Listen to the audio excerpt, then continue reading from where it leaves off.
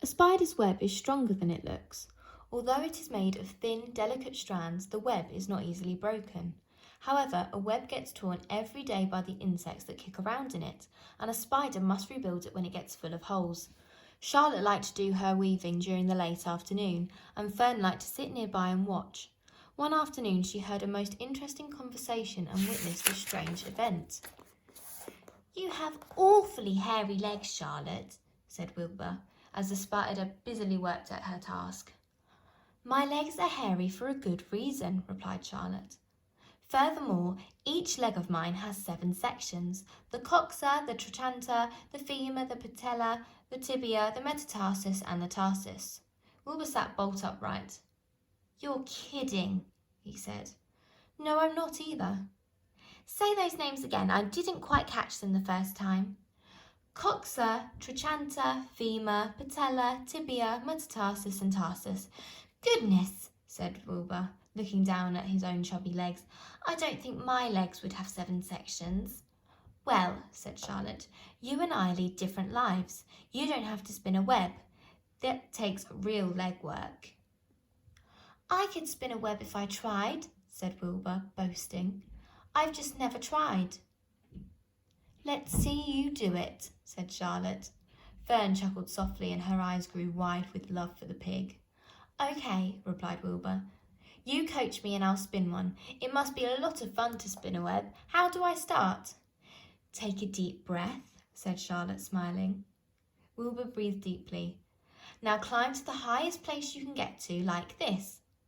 Charlotte raced up to the top of the doorway. Wilbur scrambled to the top of the manure pile. "Very good," said Charlotte. "Now make an attachment with your spinnerets. Hurl yourself into space and let out a drag line as you go down." Wilbur hesitated a moment, then jumped out into the air. He glanced hastily behind to see if a piece of rope was following him to check his fall, but nothing seemed to be happening in his rear. And the next thing he knew, he landed with a thump. "Oomp!" he grunted. Charlotte laughed so hard her web began to sway. "What did I do wrong?" asked the pig when he recovered from his bump. "Nothing," said Charlotte. "It was a nice try." "I think I'll try again," said Wilbur cheerfully. "I believe what I need is a little piece of string to hold me." The pig walked out of his yard. "You there, Templeton," he called. The rat poked his head out from underneath the trough. "Got a little piece of string I could borrow?" asked Wilbur. "I need to spin it into a web." "Yes, indeed," replied Templeton, who saved string. "No trouble at all. Anything to oblige." He crept down into his hole, pushed the goose egg out the way, and returned with an old piece of dirty white string. Wilbur examined it. "That's the thing," he said. "Tie one end to my tail, will you, Templeton?" Wilbur crouched low and with his thin curly tail towards the rat. Templeton seized the string, passed it around the end of the pig's tail, and tied 2½ hitches. Charlotte watched in delight. Like Fern, she was truly fond of Wilbur, whose smelly pen and stale food attracted flies that she needed, and she was proud to see that he was not a quitter and was willing to try again to spin a web. While the rat and the spider and the girl watched, Wilbur climbed again to the top of the manure pile, full of energy and hope. "Everybody watch!" he cried, and summoning all his strength, he threw himself into the air head first. The string trailed behind him, but as he had neglected to fasten the other end to anything, it didn't really do any good, and Wilbur landed with a thud, crushed and hurt. Tears came to his eyes. Templeton grinned. Charlotte just sat quietly. After a bit, she spoke. "You can't spin a web, Wilbur, and I advise you put the idea out of your mind. You lack 2 things you need for spinning a web." "What are they?" asked Wilbur sadly. "You lack a set of spinnerets, and you lack know-how. But cheer up, you don't need a web. Zuckerman supplies you with 3 big meals a day. Why should you worry about trapping food?" Wilbur sighed. "You're ever so much cleverer and brighter than I am, Charlotte. I guess I was just trying to show off. Serves me right." Templeton his string and took it back to his home. Charlotte returned to her weaving. "You needn't feel too badly, Wilbur," she said. "Not many creatures can spin webs.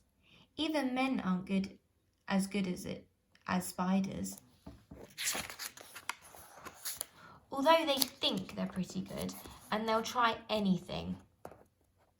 "Did you ever hear of the Queensborough Bridge?" Wilbur shook his head.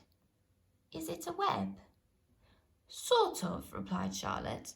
"But do you know how long it took men to build it?" 8 whole years. My goodness, I would have starved to death waiting that long. I can make my web in a single evening." "What do people catch in the Queensborough Bridge? Bugs?" asked Wilbur. "No," said Charlotte. "They don't catch anything. They just keep trotting back and forth across the bridge, thinking that there is something better on the other side. I think they'd hang head down at the top of the thing and wait quietly. Maybe something good would come along. But no, with men, it's rush, rush, rush every minute. I'm glad I'm a sedentary spider." "What does sedentary mean?" asked Wilbur. "Means I sit still a good part of the time, and I don't go wandering all over creation. I know a good thing when I see it, and my web is a good thing. I stay put and wait for what comes, gives me a chance to think." "Well, I'm sort of sedentary myself, I guess," said the pig. "I have to hang around here whether I want to or not. You know where I'd really like to be this evening?" "Where?" "In a forest, looking for beech nuts and truffles and delicate roots, pushing leaves aside with my wonderful strong nose, searching and sniffing along the ground, smelling and smelling, smelling." "You smell just the way you are," remarked a lamb that walked in. "I can smell you from here. You're the smelliest creature in this place." Wilbur hung his head. His eyes grew wet with tears. Charlotte noticed his embarrassment, and she spoke sharply to the lamb. "Let Wilbur alone," she said. "He has a perfect right to smell, considering his surroundings. You're no bundle of sweet peas yourself. Furthermore, you were interrupting a very pleasant conversation. What we were talking about, Wilbur, when we were so rudely interrupted?" "Oh, I don't remember," said Wilbur. "It doesn't make a difference. Let's not talk any more for a while, Charlotte. I'm getting sleepy. You go ahead and finish fixing your web, and I'll just lie here and watch you. It's a lovely evening." Wilbur stretched out into his side and sighed a long sigh. Twilight settled over Zuckerman's barn, and a feeling of peace. Fern knew it was almost supper time, but she couldn't bear to leave. Swallows passed on silent wings in and out of the doorways, bringing food to their young ones. From across the road, a bird sang. Lurvy sat down under an apple tree and lit his pipe. The animals sniffed the familiar smell of the strong tobacco. Wilbur heard the trill of the tree road and the occasional slamming of the kitchen door. All these sounds made him feel comfortable and happy, for he loved life and loved to be a part of the world on a summer evening. But as he lay there, he remembered what the old sheep had told him. The thought of death came to him, and he began to tremble with fear. "Charlotte?" he said softly. "Yes, Wilbur." "I don't want to die." "Of course you don't," said Charlotte in a comforting voice. "I just love it here in the barn," said Wilbur. "I love everything about this place." "Of course you do," said Charlotte. "We all do." The goose appeared, followed by her 7 gooselings. They thrust their little necks out and kept a musical whistling, like a tiny troop of pipers. Wilbur listened to the sound with love in his heart. "Charlotte?" he said. "Yes," said the spider. "Were you serious when you promised you would keep them from killing me?" "I was never more serious in my life. I am not going to let you die, Wilbur." "How are you going to save me?" asked Wilbur. His curiosity was very strong at this point. "Well," said Charlotte vaguely, "I don't really know, but I'm working on a plan." That's wonderful, said Wilbur. How is the plan coming, Charlotte? Have you got very far with it? Is it coming along pretty well? Wilbur was trembling again, but Charlotte was cool and collected. Oh, it's coming all right, she said lightly.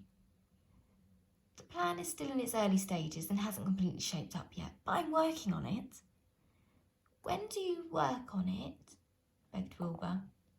When I'm hanging my head down at the top of my web, that's when I do my thinking, because then all the blood is in my head.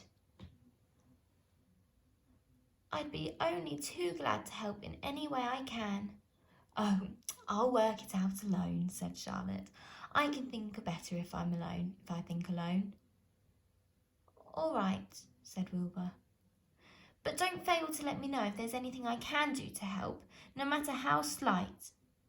Well, replied Charlotte, you must try to build yourself up. I want you to get plenty of sleep and stop worrying. Never hurry and never worry. Chew your food thoroughly and eat every bit of it, except you must leave just enough for Templeton. Gain weight and stay well. And that's the way you can help. Keep fit and don't lose your nerve. Do you think you understand? Yes, I understand, said Wilbur. Go along to bed then, said Charlotte. Sleep is important. Wilbur trotted over to the darkest corner of his pen and threw himself down. He closed his eyes. In another minute, he spoke. Charlotte, he said. Yes, Wilbur. May I go out of my trough and see if I left any of my supper? I think I just left a tiny bit of mashed potato. Very well, said Charlotte, but I want you to get in bed again without delay. Wilbur started to race out to his yard. Slowly, slowly, said Charlotte. Never hurry and never worry. Wilbur checked himself and crept slowly to his trough. He found a bit of potato and chewed it carefully, swallowed it, and walked back to bed. He closed his eyes and was silent for a while. Charlotte, he said in a whisper. Yes. May I get a drink of milk? I think there are a few drops left of milk in my trough. No, the trough is dry and I want you to go to sleep. No more talking. Close your eyes and go to sleep. Wilbur shut his eyes.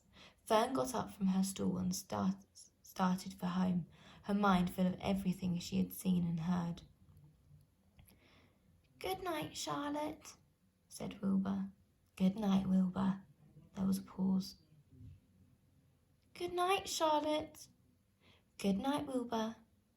Good night. Good night.